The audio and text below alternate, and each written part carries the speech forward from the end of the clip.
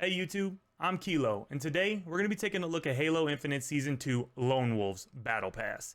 I'm going to review and rate the Battle Pass based on a few of the elements that comprise a live service game. So let's just jump right in with element 1. The length. The length of a season and its Battle Pass component is important because if your season is too short, casual gamers or gamers who spend their time across multiple games are likely to feel the cost is too high for something they might not complete. On the flip side, you have your hardcore fan base who spend most of their time in your game feeling unmotivated, and they'll lose interest if there's too much time between new content and rewards. In this element, Halo's gonna score a whopping 0 out of 2. Halo Infinite Season 2 is 6 months long. In my opinion, that is entirely too long. I would say the sweet spot here is generally between 10 and 12 weeks, assuming that in that amount of time, a casual gamer's experience will get them the full list of rewards. Halo's a little bit different here in that they allow you to purchase a battle pass and work on it whenever you want, as long as it's one at a time, which just makes me wonder why anyone would feel the need for a 6-month season. I think the normal season length for Halo should sit closer to the 12-week mark, which is what I was kind of hoping to see with Season 2. The levels. I think the normal amount of levels people generally expect to see in a battle pass mechanic is about 100. Some games offer up bonus levels for going above and beyond, and I think that mechanic helps to cater to the players who are going to spend more time in your game, while not punishing people for taking a more casual approach. Halo is pretty normal in this element, offering exactly 100 battle pass levels.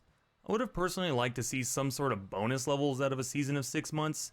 Something like this would really help cater to the hardcore fan base and overall just reward players for playing this game past their initial commitment. Battle Pass XP. Normally the mechanic for traversing a battle pass levels is XP or some form of, and gamers are usually granted XP for playtime.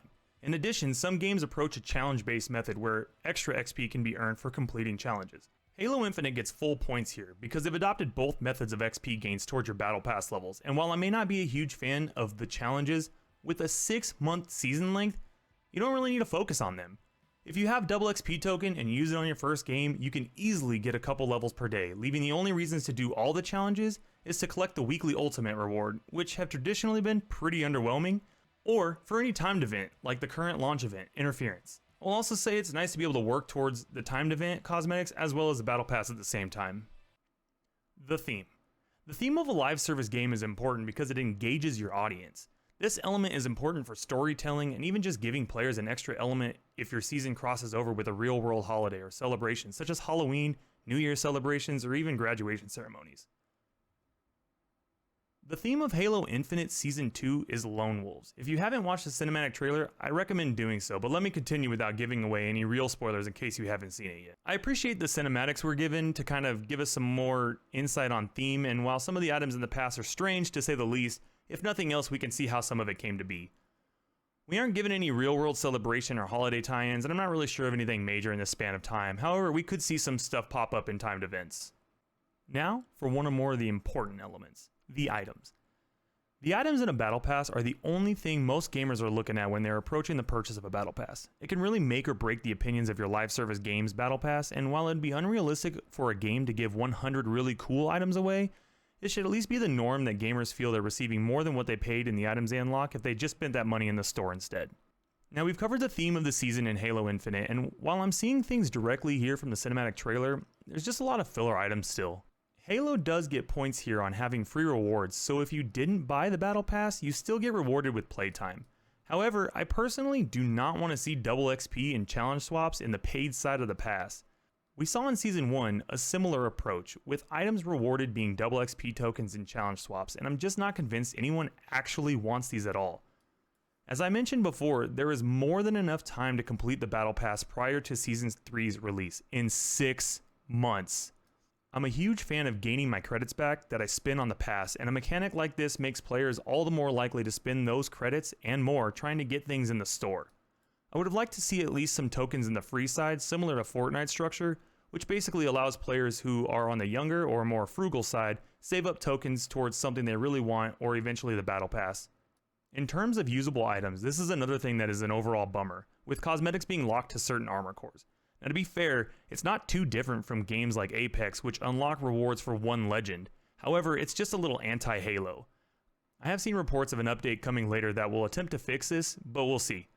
Another plus for Halo Infinite is all the items in the pass are purely cosmetic. There are no weapon or character model advantages. The last thing we'll cover on this topic is where the bulk of the rewards sit that players actually want. I think the spread of legendary items seems fairly reasonable, with some of the more desirable items obviously in the last 20 levels or so. Which brings us to the cost. The price of a battle pass is usually around $10, and while it may not be a significant amount of money, it can really start to add up across multiple games and multiple seasons of those games. So let's answer the question, is this season worth $9? Halo Infinite season is definitely worth the $9. You have an unlimited time to complete the battle pass and get your initial investment of 1,000 credits back to spend on the next battle pass or shop items. I would say if you think you're going to play the game to level 100 prior to season 3, then go for it. You have 6 months. It has some decent legendary and epic items that are unique enough to warrant chasing. However, with no actual end in the season, there's absolutely no reason to feel pressured into buying the pass right now. I'd also like to note here that a lot of popular live service games offer a level boost of around 25 levels for extra money, and I really do not think that's worth it in Halo. Given the length of time the season is in the first place, again, 6 months. Then adding on that you can come back and complete this at any time in the future, unless you're flat out purchasing 100 levels at one time, I'd steer clear of this feature. If you found this video insightful, hit the like and subscribe button and let me know in the comments below whether or not you're going to be picking up this battle pass and playing Halo Infinite throughout season 2. As for me, you can catch me live on Twitch grinding it out to level 100 over the next 6 months. Thanks for sticking around and watching the video. See you next time.